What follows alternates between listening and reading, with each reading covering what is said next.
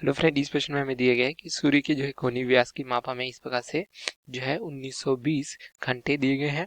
सूर्य से जो है पृथ्वी की दूरी हमें इस प्रकार से डी का मान क्या दिया गया है 1.496 गुणित 10⁻11 मीटर के रूप में दिया गया है। सूर्य का व्यास हमें यहाँ पे ज्ञात करना है। तो मान लीजिए प्रश्नानुसार हम जो है इस प्रकार से सूर्य तथा पृथ्वी को लेते हैं। तो जैसा दिया गया देख सकते हैं, जो सूर्य के कोणीय व्यास यहाँ पे देख सकते हैं, मान लीजिए इसके दो बिंदु प्राप्त होते हैं यहाँ पे ए तथा बी, जो इसके व्यास के परितः जो है बिंदु को प्रदर्शित करते हैं। तो यहाँ पृथ्वी के सापेक्ष क्या दिया गया देख सकते हैं, इसका जो है व्यास की माप हमें दिया गया इस प्रकार से। ठीक है, तो हम इसे कुछ इस प्रकार से प्रदर्शित करते हैं। मान लीजिए इस प्रकार से प्रदर्शित करते हैं। तो यहाँ पे दो बिंदु के सापेक्ष यहाँ पे क्या दिया गया, कोणीय माप, जिसे हम किससे प्रदर्शित करते हैं, थीटा से प्रदर्शित करते हैं। ठीक है, तो थीटा का मान क्या दिया गया है, यहाँ पे देख सकते हैं, यह दिया गया है इस प्रकार से 1920 जो है इस प्रकार से घंटों में हमें दिया गया है। अब इसे हम जो है डिग्री में परिवर्तित करेंगे तो क्या करते हैं, इसके लिए इस प्रकार से हम जो है इसे गुना कर देते हैं 60 गुणित 60 से। ठीक है, तो हमें प्राप्त हो जाएगा 60 गुणित 60, ये हमें प्राप्त हो जाएगा इस प्रकार से। डिग्री में यहाँ पे 1 शून्य कट जाएगा, तो यहाँ से क्या प्राप्त हो जाएगा हमें इस प्रकार से 192/360 के बराबर।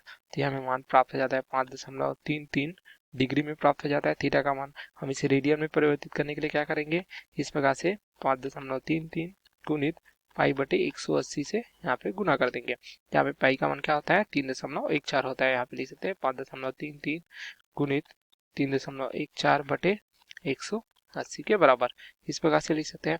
यहाँ से हमें क्या प्राप्त हो जाता है, थीटा का मान, लिख सकते हैं अंतरित कोण का मान 0.093। यहाँ पे मात्रा क्या हो जाएगा, अब हमें यह है रेडियन में प्राप्त हो जाता है इस प्रकार से। अब यहाँ पे देख सकते हैं क्या दिया गया है, सूर्य के जो है इस प्रकार से पृथ्वी की दूरी, मान लीजिए हम इस प्रकार से प्रदर्शित करते हैं, सूर्य से पृथ्वी की दूरी को किससे प्रदर्शित करते हैं, यहाँ पे डी से प्रदर्शित करते हैं। तो इसका मान क्या दिया गया देख सकते हैं, प्रश्नानुसार इसका मान 1.496 गुणित 10⁻11 मीटर हमें दिया गया है इस प्रकार से।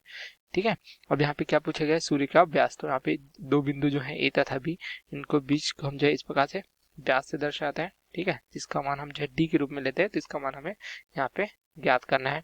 ठीक है, अब यहाँ से क्या देख सकते हैं, थीटा यहाँ पे कौन है, तो tan थीटा क्या प्राप्त हो जाता है हमें, जैसा पता है लंब बटे जो है हमें प्राप्त हो जाता है आधार के बराबर, इस प्रकार से देख सकते हैं। तो यहाँ पे थीटा का मान जो है बहुत कम है, तो हम जो tan थीटा को जो है थीटा के बराबर लेंगे।